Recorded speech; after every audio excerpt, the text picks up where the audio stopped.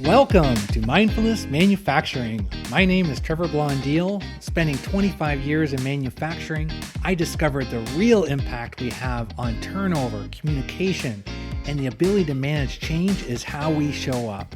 That's the essence of emotional intelligence. In each episode, we bring a guest or message to expand your skills, engage your people, and grow your organization. So let's jump in. We've talked before on this podcast regarding some of the benefits of that diversity of thought and getting different opinions to make better decisions overall and increase the engagement of your overall manufacturing workplace. We've also talked about that growth of women in manufacturing, and I'm always curious and inspired when I meet successful women that make me better and all of us, and finding that connection with that diversity and then just better results because of it. My friend Kathy Miller has worked through the manufacturing space, holding numerous roles, senior operations executive roles, including plant operations manager, general manager, global vice president, and global director at companies like General Motors, Delphi Automotive Systems, and Rolls-Royce. What I love the most is that she was inducted into the Women in Manufacturing Hall of Fame in 2021. She is also the published author of the book, Steel Toes and Stilettos, a true story of women manufacturing and lean transformation success. Welcome, Kathy. Thank you, Trevor. Okay, so we're going to go right away into Steel Toes and Stilettos. What a great title. Where does this all come from? The title itself was generated by my co-author, Shannon Carls. We decided one day when we were getting together and reflecting on our time together at an operation that we transformed, that we had a pretty good story. We got some good results and really changed the culture of an entire organization. And so we were brainstorming a little bit about why that was such a special time, and just thought to ourselves, we should write a book about this. This might be something that we can share with other people. So, many times you think of these great ideas and then you go to sleep, but you wake up in the morning and say, what was I thinking? And I got a text from Shannon the next morning. She said, I'm so excited about our project. And I came up with a name for it, Steel Toes and Stilettos. So I have to give credit where credit is due. But the main point of it is that it relates to our origin story and how we met each other. And I can tell you about that in a few minutes. But it's a play on the different roles that we play, right, as women, and, wanting to be our authentic selves, our feminine selves, and also being able to hold our own on a shop floor. Yes. And so that's what it's about. Well, most listeners are interested. And when you talk about changing a culture in an organization, there's a high demand for that. So yeah, what a great resource for people and for our listeners today to have you on. So what's some of the key points out of there, and how did you get into the Hall of Fame? Like what are you doing different? Oh, well, thanks for asking. So if you pick up a copy of Steel Toes and Stilettos, it has a roadmap of the steps going from a traditional batch manufacturing to a lean manufacturing operation. There's lots of books about that, quite honestly.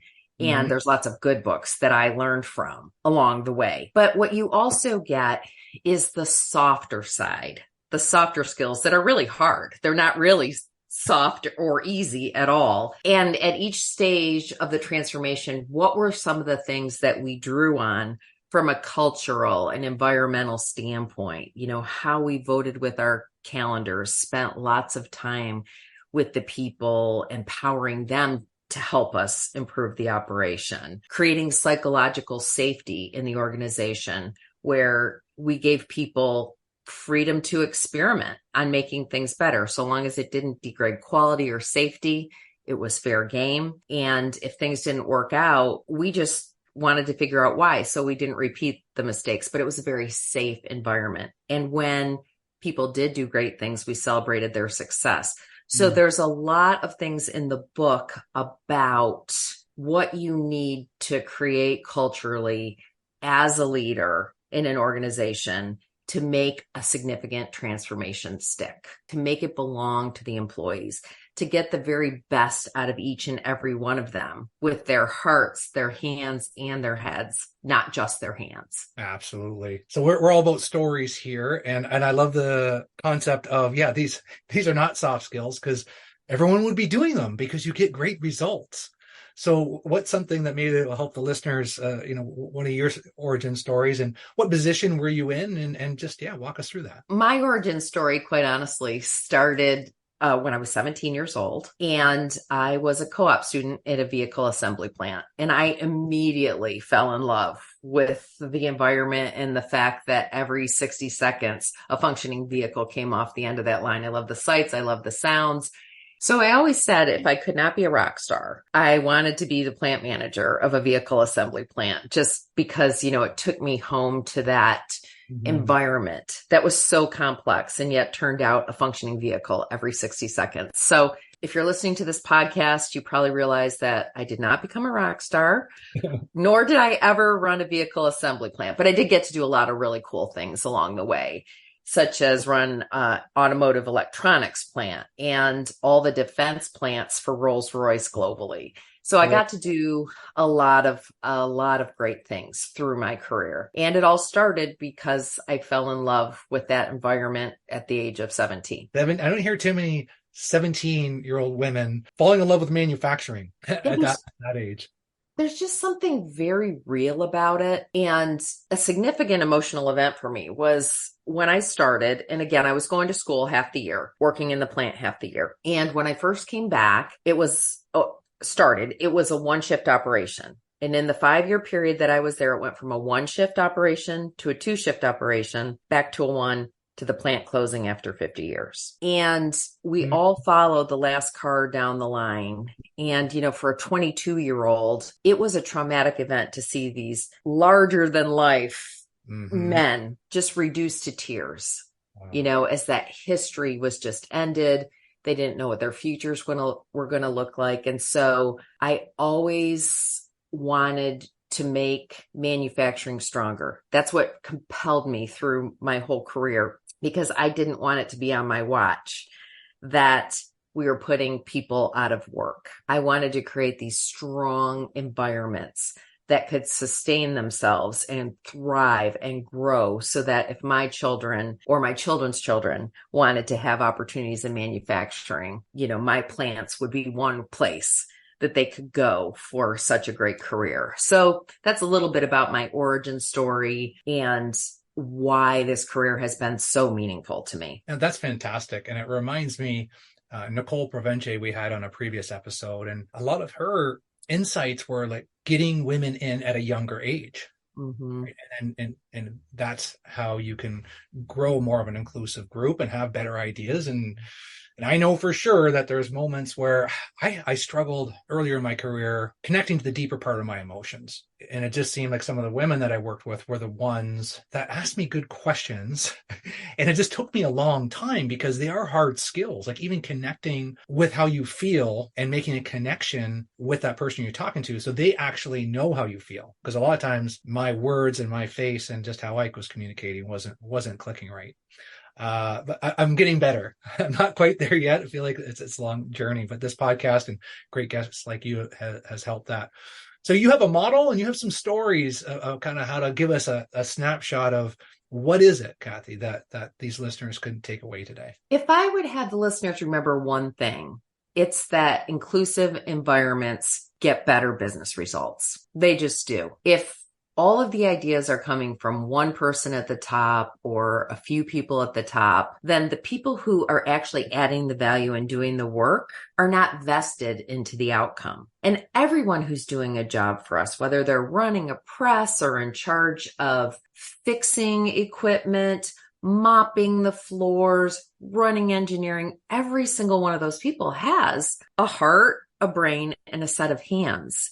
And if we're only tapping into their hands, we're leaving 2/3 of what they have to contribute on the table. So if you can find a way to connect with people, to give them an opportunity to try new things, to contribute. And when things don't go right, make sure it's a safe environment for them because you don't want to discourage further innovation. Your results really get magnified at a very quick pace. So since we're in that quick pace, and sometimes we have a story, which is, I'm so busy and I got this big task list. What's the shift that you see? Because I think most people would agree, like, yeah, we want everyone's ideas. But we also need to make parts. And sometimes there's that disconnect between, we know it would be better to have more involvement, but at the same time, we need people on stations and doing their work. And how did you break that? How did you break that cycle? So I just got such great results from giving people an opportunity to contribute. And it doesn't have to be all day in conference rooms, making sure you've got the right metrics and meaningful metrics to the people who are doing the work, and you review them so you can see where your opportunities lie, and then asking for ideas and doing a little structured problem solving, letting people try things that are within their purview and removing roadblocks for them if they're not within their control. And so we would set up communication boards in the area. And again, it wasn't about the productivity of the plant, but it would be about the productivity of their area, the safety in their area. So it was meaningful. And you'd have a quick stand-up meeting at start of shift. Many times I had shift overlaps, so you could keep the equipment running while you were meeting with the next shift. Nice. And as a team deciding, hey, what's our biggest opportunity here to make things better for the employees, make things better for the processes, which ultimately makes things better for the customer. And, we taught very basic problem solving skills. So people didn't get, caught up on symptoms and not root causes. And we sent people to the floor to work alongside our team members because absolutely. The best place to solve problems is where the action takes place. It's not in a conference room. So with very little investment of time away from people's stations and equipment, we were really able to gather some really good ideas from people. Yeah, you don't need a whole Kaizen 10-hour workshop. You just need to be out at the station. And I love the idea of just having the board out there in the morning shift meeting. And we're really, if we can let go of our own ideas and just think that, hey, as leadership, we're just here to serve and knock down the roadblocks and what's bugging you? So I love your simplicity of not making this a huge event, because then we delay it and then we just talk about it and then it never happens. But you made it real. So tell me about the model you kind of put together, which helps us, going to help us remember some of this. Yeah. So it's, starting with having visible information, developing teams, let them do problem solving, getting out there, looking at things that stop flow, right? Why are things not flowing? Why is information not flowing? Why is product getting backed up? And again, having those problem solving teams to go and observe and put tools in place that enable the flow. And, we have a 12-step process. Some people have a 10-step process. It's not a linear process. Sometimes you put something in place and you'd have to take 2 steps back because it wasn't sustainable because you hadn't fixed something that prevented it. But, like I said, the main concept is trying things. And when they don't work, it's not the end of the world. You protect the customer along the way. And if we dial it back to mindfulness manufacturing, in order to make that work, we got to have those connections. And you have 3 R's and an A, which I love and remember, which helps us, connect to that and gives us some ideas. Roll that out for our audience. Yeah. So in retrospect, when you write a book, you go through memory lane. And Shannon and I did a little bit of, what were some of the underlying themes? Yes, there's the 12 steps. And yes, there's psychological safety and cultural things. But what are the themes that really helped us be successful transforming plants over and over and over again? So as an engineer, I created an equation, R cubed A, and my 3 R's are relationships, realities, and results. And the A is authenticity. So relationships are so important, and you can't always have deep and meaningful relationships with everybody, but you can treat everybody with dignity and respect. You can acknowledge their presence. You can look them in the aisle, smile, say thank you for a job well done. And every single relationship you have matters. Every single one. You can't have everyone over to dinner, although I would have loved to along the way, but you can be present for people. And that's such an important thing. So much of what I experienced through decades of manufacturing was from people who were willing to have relationships with me, mentors, bosses, people in the departments that I was working with. It was just amazing, right? We're not islands. We work with other people. So relationships are important. That's why people ask me, like, why mindfulness manufacturing? Well, you just said it. You just said decades of being present. Like, that is a competitive advantage. If you can just, I would say, stay grounded in the 2 feet where you are. So I love how you tie that in. And that's where realities come in. Every year every year you get these stretch metrics that you have to meet. And the reality is some were achievable and some were not. And so just making sure that you're grounded in the reality of the situation. Yes, I wish I had better suppliers. Yes, I wish everybody knew Six Sigma. Yes, I wish my boss was not irritated with me right now. Right? I really do.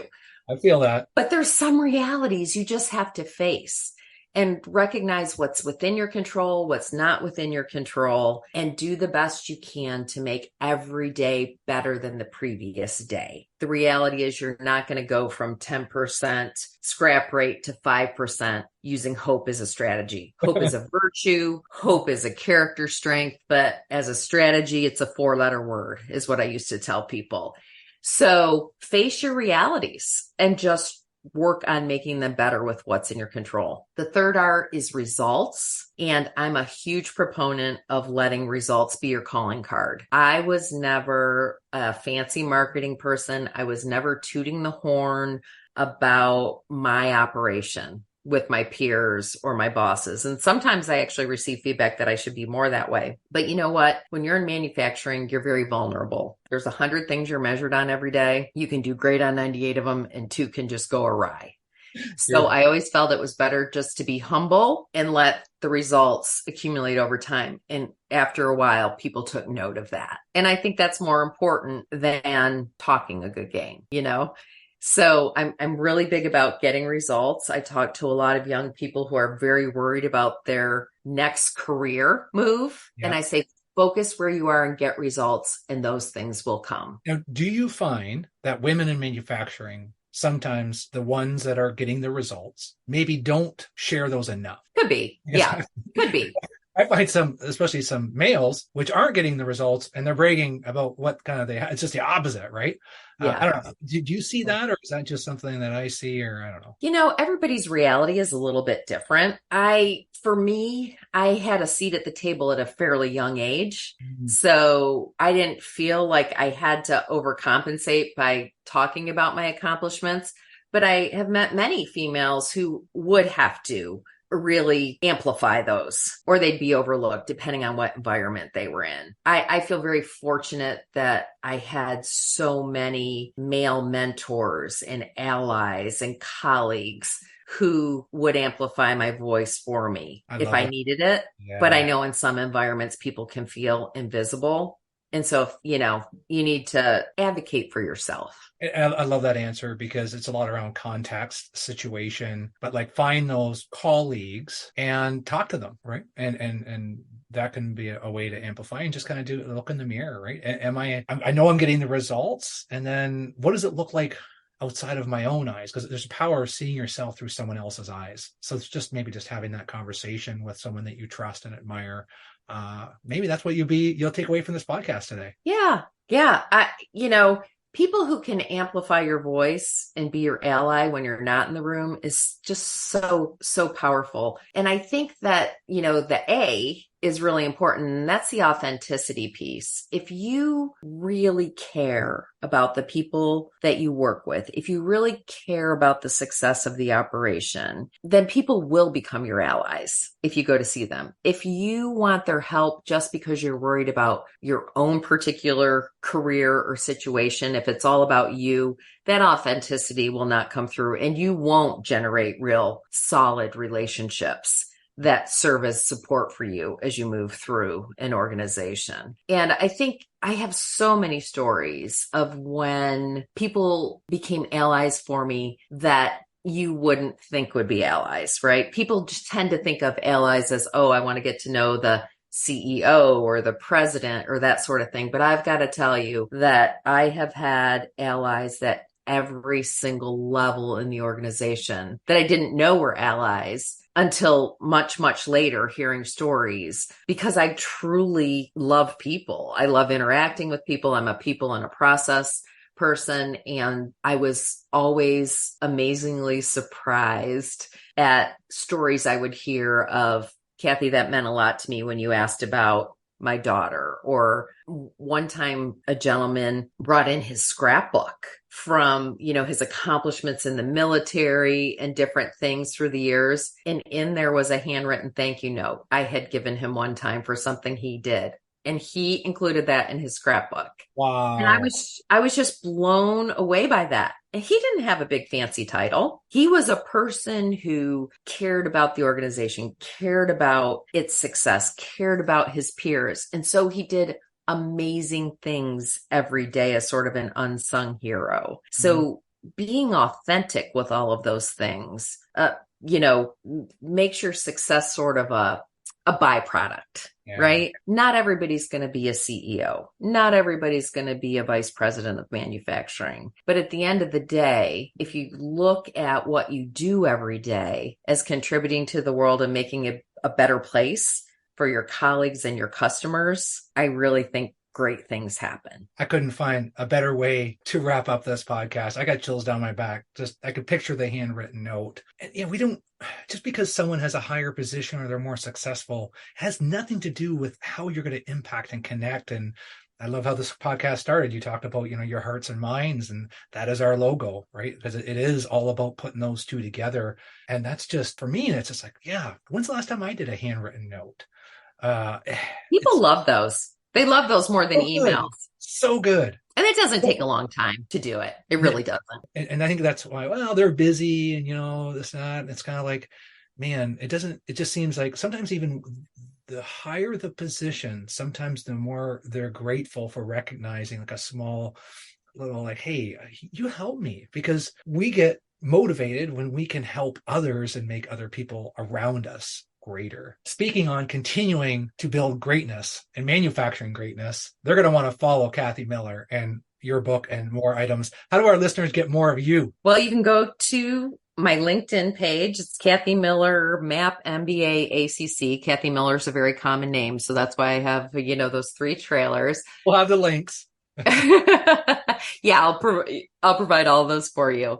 Opsisters.com is our website that Shannon and I have, where we put our blogs and podcasts and books and collaborations and all of those things. So those are 2 great places to get in touch with me. I'm blessed just to have met you, Kathy, and thank you so much for sharing your important, authentic message on our podcast. And appreciate you and keep doing your great work. Thank you, Trevor. I really appreciate the opportunity. Hey folks, appreciate you taking the time to join us today. If you enjoyed this episode, share it with someone. Haven't subscribed yet? Do it now. Remember, if you want results, the key is increasing your awareness of how you show up.